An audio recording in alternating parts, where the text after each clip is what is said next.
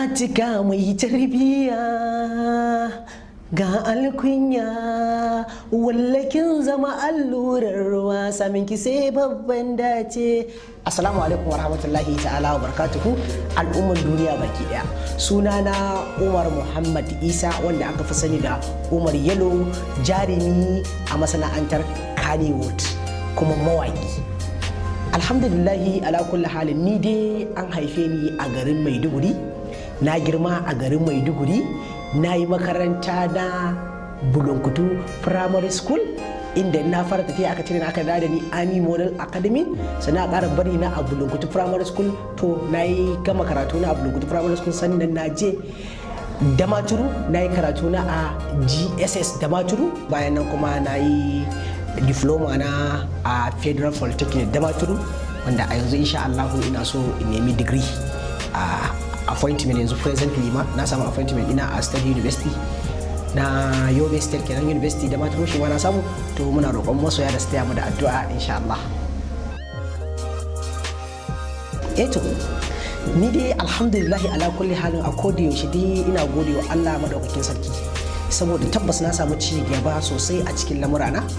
Kamar misali ga al'umma, da idan na taho ina tafiya ana kallo na ne, ana min dariya abokan zamana, in na ce musu zan yi waka su ce ba zan iya ba, kuma in ce musu sai na fito na zama jarumi a masana'anta su ce mun ba zan iya ba. Amma a sannu a hankali yanzu gashi na gaggaci da har ina jan fina-finai na wani kaina, kamar irin su Sinar So, ni shi ma na yi sa, muna tura shi akan YouTube channel. Sannan kuma na yi fim na Argarmu, shi ma yana nan fitowa insha Allahu. Waka kuma na yi waka Asiya, Atika da dai sauransu, mama na duka na yi waka nan da sauransu. To alhamdulillah ala kulli halin, ba abin da zan ce sai dai in ce ina masoya godiya. To na samu award kala-kala, dan kamfanin Airtel sun bani award, MTN sun bani award, Glo masu ma sun bani award sakamakon wasu talloli da na yi musu. Tabbas na samu award a gurinsu. Dan kuma gwamnatin jihar Yobe da kanta ita ma ta dan bamu wani award na wasu ayyukanta da muka yi game da aikinsu da suke yi na gwamnatance. Kai, gaskiya na fuskanci kalubale a rayuwata. Ni dai maraya ne, na tashi ne a gaban mahaifiyata, ba abin da zan ce wa mahaifiyata sai dai Allah ya saka da alkhairi. Gaskiya mahaifiyata ita ce ta zama min jikon rayuwata, ita ce ta zama min garkuwar rayuwata, ita ce ta zama min uba, ta tsaya a kaina mutuka. Tabbas girman maraici babu daɗi, wani abin da ba za a faɗa ba.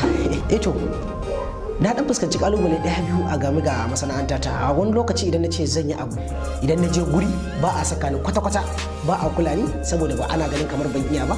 Dan ba zan taɓa mantawa ba, akwai wani stage da aka je ana wani dan program haka, na dan zaga wajen bayan MC din, na ce taimaka ya daura ni akan fulan, ce ba zai daura ni ba, yana ganin cewa kamar ba zan bashi abin da yake so ba. Haka dai muke ta fuskanta, da ikon Allah da izininsa kuma gashi dai a yanzu mun zama abun kwaikwayo ga al'umma.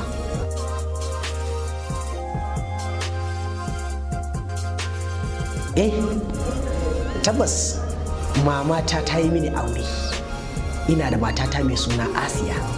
A yanzu zancen da nake gaya maka ma, yara na biyu, babban yarinya ta ita ce Rahinat, ta biyunta kuma Fatima, sannan kuma da karambani na ƙara wani aure. Mata na dai biyu ne. To gaskiya na yi ne yin ƙarin aure, kuma a yanzu haka ni mijin mace hudu ne, kuma a yanzu haka insha Allah ina da tunanin cewa in har na samu wacce hankali na ya kwanta da ita, wanda take so na, in ke son ta tsakani, take so na tsakani da Allah, zan ƙara aure.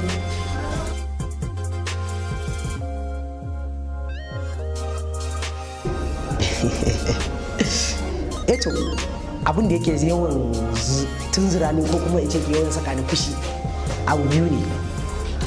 Na farko, ya kasance ina magana mutum baka san me nake faɗi ba, tashin fari ka ce ai ƙarya ne, haka mutuka. Shi yasa hakan ne ma yasa bana zama a majalisa.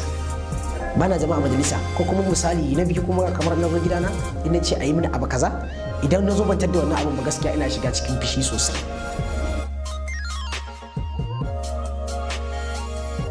In kalli ayana a kusa da ni, a koda yaushe idan ina tafiya ina tuna ayana da Allah ya bani, to ina cikin farin ciki mutuka sosai.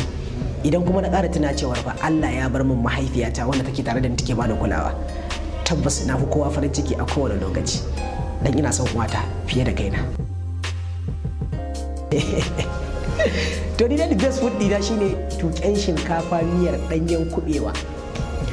In kika mun wannan ko ka mun wannan ka kawo min to ka gama cuta ta gaba daya.